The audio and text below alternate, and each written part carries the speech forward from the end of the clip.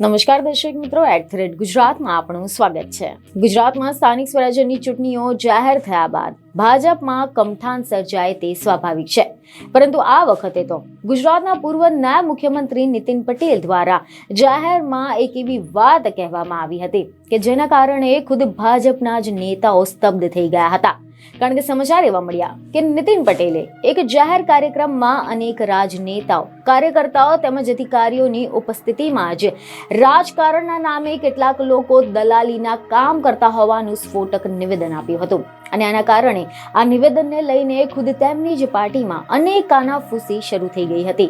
ત્યારે હવે આ મુદ્દે આ વિવાદ વધુ વકરે તેની પહેલા જ નીતિન કાકાએ આ નિવેદનને લઈને ચોખવટ કરવાની ફરજ પડી હતી। જ્યાં ખબર એવી મળી રહી છે કે પૂર્વ નાયબ મુખ્યમંત્રી નીતિન પટેલના નિવેદનથી ભાજપમાં ઘમાસાણ સર્જાયું હતું અને વિપક્ષી પાર્ટીઓના અનેક નેતાઓ પણ આ નિવેદનને ટાંકીને ભાજપ સરકાર પર પ્રહારો કરી રહી હતી।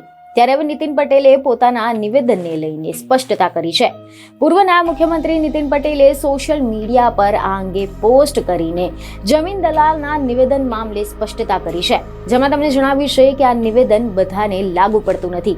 પક્ષમાં રહીને પક્ષના હોદ્દાનો દુરુપયોગ કરતા કેટલાક લોકોને લાગુ પડે છે।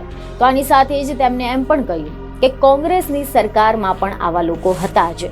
જો હવે આપણે નીતિન પટેલના એ નિવેદન, જે વિવાદિત નિવેદન હતું, તેના વિશે ડિટેલમાં વાત કરીએ તો અહેવાલ એવા મળી રહ્યા છે કે કડી તાલુકાના ડરણ ગામે યોજાયેલ એક કાર્યક્રમમાં પૂર્વ નાયબ મુખ્યમંત્રી નીતિન પટેલે વિરોધીઓને આડે હાથ લેતા એવું નિવેદન આપ્યું હતું કે જમીન દલાલોની માફક રાજકારણમાં પણ દલાલો વધી ગયા છે। ભાજપના હોદ્દેદાર, કાર્યકર અને નેતા છું તેમ કહીને અધિકારીઓ જોડે સંબંધ બનાવે છે અને દલાલો ભાજપના નામ ઉપર અધિકારીઓ પાસે ફટાફટ કામ કરાવી લે છે। લોકોનો પ્રેમ મળે એ જ સાચો નેતા કહેવાય, હોદ્દો મળે તે નેતા ન કહેવાય। હોદ્દો તો અનામતના કારણે, બીજા ત્રીજા કારણે પણ મળે છે। બીજને ખબર સાથે ફરી મળીશું। ધન્યવાદ।